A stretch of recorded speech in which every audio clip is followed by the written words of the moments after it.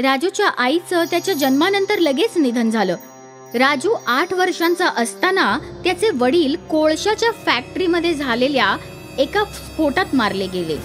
राजूवर दुःखांचा मोठा डोंगर कोसळला, पण राजू खूप समजूतदारपणाने वागला. राजूच्या आईला नवीन नवीन भांडी विकत घेण्याची आवड होती. राजूच्या घरात अनेक भांडी होती. राजू त्यातील काही भांडी विकून पैसे कमवतो आणि अशा प्रकारे भांड्यांचा व्यापार करू लागतो. आज राजू 20 वर्षांचा झाला आहे आणि भांड्यांचा मोठा व्यापारी बनला आहे. राजूला लग्नासाठी अनेक स्थळं येत होती, पण अचानक एक दुर्घटना घडते. गावात मोठा पूर येतो आणि सगळं काही वाहून जातं. शेतकऱ्यांचं पीक वाहून गेलं, व्यापाऱ्यांचा सगळा माल वाहून गेला. राजू सुद्धा कंगाल झाला. राजूला काय करावं तेच समजत नव्हतं. तेव्हा राजूला आठवलं की लहानपणी त्याचे वडील राजूला घेऊन त्याच्या मामाच्या घरी गेले होते. खूप आठवल्यानंतर राजूला त्याच्या मामाचं नाव आणि गावाचं नाव आठवलं. लोकांकडे विचारपूस करत करत राजू मामाच्या गावाला पोहोचतो. मामाचं गाव पुरापासून सुरक्षित असतं. नमस्कार मामासाहेब, मी राजू आहे. लहानपणी बाबा मला तुमच्याकडे एकदा घेऊन आले होते. काय मी थोडे दिवसांसाठी तुमच्याकडे राहू शकतो का? मी तुमच्या कामामध्ये मदत करू शकतो. नाही, मी तुला माझ्या घरी नाही ठेवू शकत. मला पहिल्यांदीच 2 मुलं आहेत. मी तुझा खर्च नाही उचलू शकत. तू जाऊ शकतो इकडनं. काय माहिती कुठून कुठून येतात बाबा. राजू रस्त्यावर भटकू लागतो. अनेक दिवस त्याच्या पोटात अन्नाचा दाणा सुद्धा नसतो. आता रात्र होणार होती. जंगलाकडे जरा जातो, कदाचित झाडावरचं फळ खायला मिळेल. फळांच्या शोधात राजू घनदाट जंगलाच्या आत जाऊन पोहोचतो. त्याला कुठून तरी मांजरीचा आवाज ऐकू येतो. थोडं पुढे गेल्यावर राजूला दिसतं की एका मोठ्या झाडाखाली एका मोठ्या पिंजऱ्यात 3 मांजरी ठेवलेल्या आहेत. तिथून जवळच एक मांत्रिक झोपलेला होता. हे पहा, हा जो मांत्रिक आहे तो खूप दुष्ट आहे. तू आमच्यावर एक उपकार करशील का? कसले उपकार? आम्हाला या पिंजऱ्यातून बाहेर काढ, म्हणजे आमची या दुष्ट मांत्रिकापासून सुटका होईल.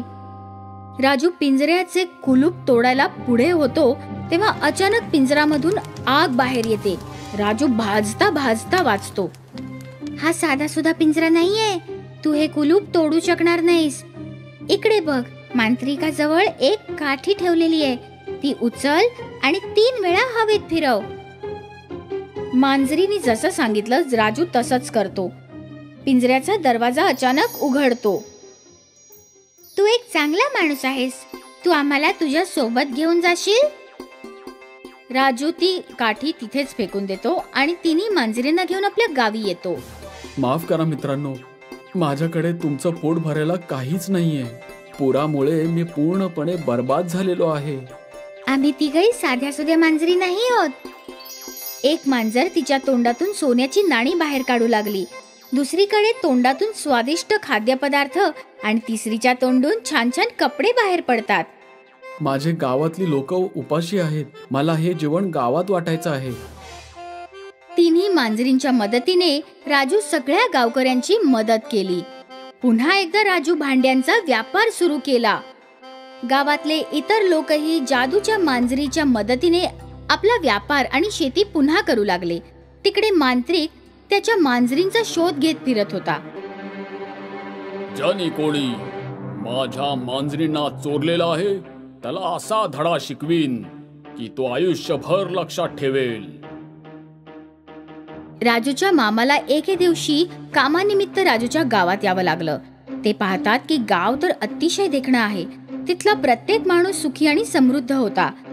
मामा एका माणसाला विचारतो, भाऊसाहेब, तुमचं गाव तर पुरामध्ये बर्बाद झालेलं होतं, मग इथे एवढा आनंद कसा काय तरी सुद्धा?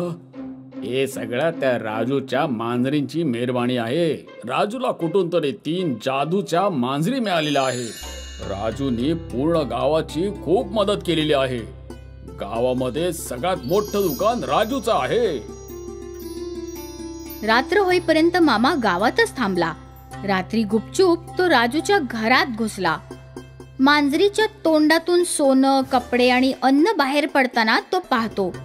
हे सगळे पाहून मामाच्या मनात लोभ निर्माण होतो. मी या मांजरींना इकडनं घेऊनच जाणार.